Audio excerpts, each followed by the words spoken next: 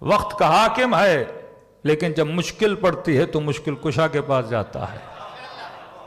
وہ دور جناب ابا بکر کا ہو یا جناب عمر کا ہو، دونوں ادوار میں جب مشکل پڑی، کوئی بھی علمی ایک مسئلہ نہیں، جا کے کتب کو کھولیے۔ مثلا ایک مثال کے طور پہ ذکر کر رہا ہوں، ایک خاتون تھی، اس کو بدکاری میں پکڑا گیا، حاکم نے سزا سنائی، اسے سنسار کیا جائے۔ اسے لے جا رہے تھے، علی بن ابی طالب کی نگاہ پڑی۔ امام نے کہا کس لیے لے جا رہے ہو؟ کہا حاکم نے حکم دیا ہے سنسار کیا جائے۔ امام نے کہا یہ حکم اس پہ لاگو ہوتا ہی نہیں۔ کہا حاکم نے حکم دیا ہے، کہ دیا ہو، لاگو نہیں ہوتا، واپس لے آؤ اسے حاکم کے دربار میں۔ جب لے آئے تو انہوں نے کہا علی نے بولا ہے حکم صحیح نہیں ہے۔ تو وقت حاکم نے کہا کہ علی کیسے بول سکتے ہیں حکم صحیح نہیں؟ قرآن کی آیت ہے، جو ایسے فاحشہ اور بدکاری میں مبتلا ہو اسے سنسار کیا جائے۔ امام نے کہا حکم قرآن میں حکمتیں ہوتی ہیں۔ میں نے کہا نا عقل مند صاحب حکمت ہوتا ہے، ڈائریکٹ حکم نہیں، حکمت کو بھی سمجھو۔ اللہ حکمت کیا اسے بیان کیا کرتا ہے۔ کہ کیا مطلب حکمت ہوتی ہے؟ کہ یہ حکم قرآن تو ہے، لیکن کس کے لیے ہے؟ اس بندے کی کنڈیشن بھی تو دیکھو۔ کہ کیا مطلب؟ کہ کوئی بھی حکم اسلام ہو، وہ کچھ بندے اس حکم سے مستثنا ہیں۔ حدیث سنائی، کون سے مستثنا ہے؟ مثلا کوئی بندہ نیند کی حالت میں ہو اور اس سے کوئی کام سرزد ہو جائے، اس پہ حکم لاگو نہیں ہوتا۔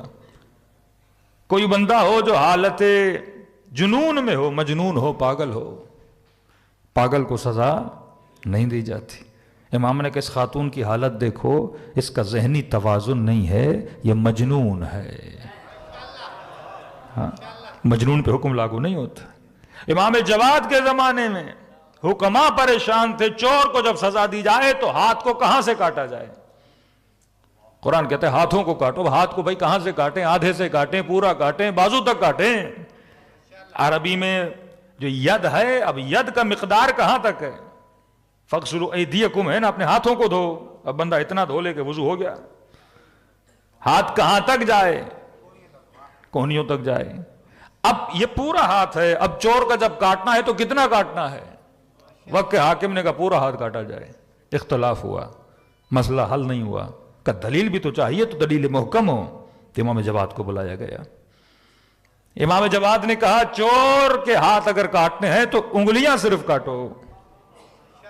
کہ کس دلیل کی بنیاد پہ؟ کہ خدا قرآن میں کہتا ہے جو مساجد ہیں وہ کس کے لیے ہیں؟ اللہ کے لیے ہیں۔ مساجد یعنی جو سجدگاہیں ہیں۔ بندہ جب سجدے میں جاتا ہے تو ہتھیلی کو زمین پہ رکھتا ہے۔ اگر آپ سجدے میں گئے اور ایک ہاتھ اوپر تھا، یا سجدے میں گئے آپ کا انگوٹھا زمین پر نہیں تھا، یا گھٹنے زمین پہ نہیں تھے، یہ ساتوں اعضاء اگر زمین پہ نہ لگے تو بندے کا سجدہ صحیح نہیں ہے۔ کہ مساجد اللہ کے لیے ہے، تجھے ہرگز اجازت نہیں تو اس کا پورا ہاتھ کاٹے۔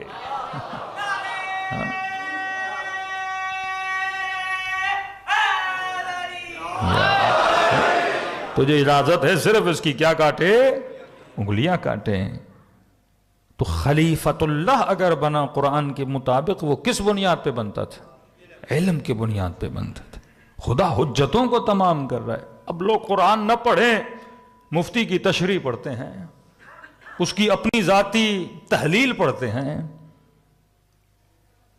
ہاں، قرآن کی بعض جگہ ہیں محکم آیتیں ہر کسی کو سمجھ میں آتی ہیں، متشابہ آیت ہیں، اس میں بھی اللہ کیا کہتا ہے؟ فَاسْأَلُوا أَهْلَ الذِّكْرِ إِن كُنتُمْ لَا تَعْلَمُونَ۔ اگر تجھے پتہ نہیں اس سے پوچھو جو اس ذکر کا کیا ہے؟ اہل ہے۔ إِنَّهُ لَقُرْآنٌ كَرِيمٌ فِي كِتَابٍ مَّكْنُونٍ۔ یہ قرآن کریم ہے اور یہ کس میں ہے؟ کتاب مکنون میں ہے۔ لا یمسہ الا المطہرون۔ اس کتاب مکنون کو کوئی مس نہیں کر سکتا سوائے مطہرون کے۔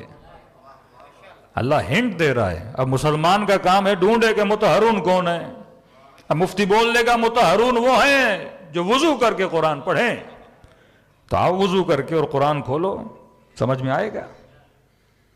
ایک بندہ الف بے نہیں پڑھا، پہلے تو جا کے الف بے کا پارہ پڑھے، تو قرآن تو بغیر الف بے کے پڑھا نہیں جاتا، بات تو وضو کی ہے ہی نہیں، اور کہ نہیں میں وضو کر کے آؤں گا اور قرآن پڑھوں گا اور ایسے ہی آ جائے گا۔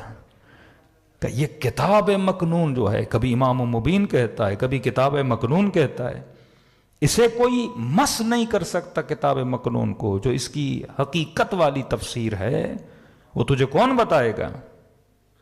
وہ بتائیں گے جو لا یمسہ الا المطہرون ہے۔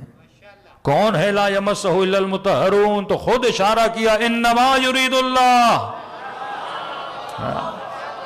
لیذہب عنکم الرجس اہل البیت ویطہرکم تطہیرا۔ اشارہ خود دے رہا ہے، یہ وہ ہیں جن کو میں نے کیا بنایا؟ پاک و طاہر بنایا۔ سورہ نور میں نے اس دن سنائی، یہ مشکات ہے، یہ نور ہیں، یہ دو مصباح ہیں، حسن و حسین مراد ہیں، یہ وہ شجر مبارک ہے۔ اس دن سورہ مریم کا ذکر کیا تھا۔ آج تھوڑا سورہ مریم کے اشارے دیتے ہوئے آگے بڑھیں۔ اب یہ نہیں کہ خدا نے اہل بیت سے پہلے کسی کو پاک نہیں بنایا تھا۔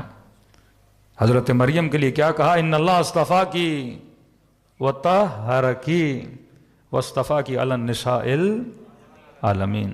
میں نے آپ کو کائنات کی عورتوں کا سردار بنایا، اور میں نے آپ کو کیا بنایا ہے؟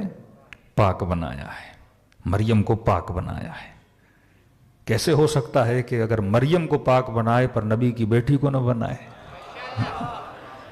ان کی اولاد کو نہ بنائے؟ اس کے لیے صرف یہ کہا وطہرکی، اور جب اہل بیت کی بات کی کہا یطہرکم تطہیرا۔ تطہیرا مفعول مطلق ہے۔ اگر خدا صرف یہ بولتا ہے اہل بیت رسول یطہرکم، اللہ نے تم لوگوں کو پاک بنایا ہے، تو دنیا بولتی یہ مقام وہی ہے جو مریم کو عطا کیا تھا۔ کہا یہ بی بی مریم سے افضل ہے۔ ان کے لیے یہ نہیں کہا کہ ہم نے صرف تم کو پاک بنایا، ان کے لیے کہا وَيُطَّهِرَكُمْ تَطْهِيرًا، ایسا پاک بنایا ہے، آج تک کسی کو ایسا پاک نہیں بنایا نا۔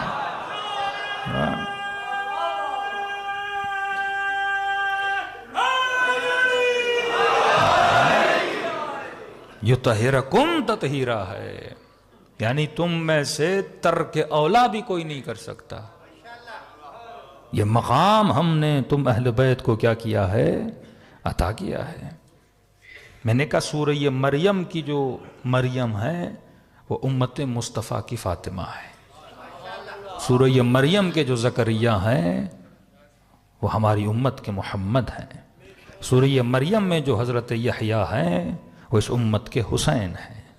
ہاں یہ اللہ شاہ۔ سورہ مریم کے جو حضرت مسیح عیسیٰ ہیں وہ اس امت کے امام زمانہ ہیں، کہ نبی فرماتے ہیں الساع بالساع۔ یہ اللہ ذکر کیوں کرتا ہے؟ کیونکہ اللہ نشان امتیں وہی کرتی ہیں جو پچھلی امتوں نے کیا ہے۔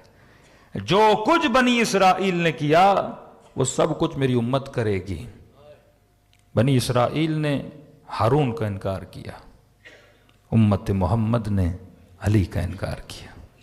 عجیب ہے، نبوت کا سلسلہ آیا موسیٰ تک، موسیٰ کے بعد نبوت کا سلسلہ چلا نہیں۔ اولاد موسیٰ میں نبوت نہیں ہے، پھر نبوت کس سے چلی؟ اولاد ہارون سے چلی۔ یہاں نبوت کا سلسلہ حضرت رسول پہ ختم ہوا۔ امامت کا سلسلہ کس سے شروع ہوا؟ ہارون سے شروع ہوا۔ ہارون کے 12 جانشین ہیں۔ یعنی یہ کہوں حضرت موسیٰ کا پہلا جانشین کون ہے؟ ہارون ہے۔ حضرت موسیٰ کا آخری جانشین کون ہے؟ عیسیٰ ہے۔ ہمارے نبی کے پہلے جانشین کون ہیں؟ علی مرتضیٰ ہے۔ کیا کہا؟ یا علی انت منی بمنزلت ہارون من موسیٰ، اے علی تم اس طرح ہو جیسے موسیٰ کے لیے ہارون تھا۔ الا انہ لا نبی بعدی، بس فرق یہ ہے میرے بعد کوئی نبی نہیں، لیکن تو ایسے ہی ہے جیسے موسیٰ کے لیے ہارون تھا۔ امت موسیٰ کا پہلا جانشین ہارون ہے۔ امت محمد کے پہلے جانشین مثل ہارون علی ابن ابی طالب ہیں۔ امت موسیٰ کا آخری جانشین عیسیٰ ہے۔ جو آج بھی زندہ ہے، پردہ غیب میں موجود ہے، امت محمد کا آخری جانشین امام زمانہ جو آج بھی زندہ ہے اور پردہ غیب میں موجود ہے.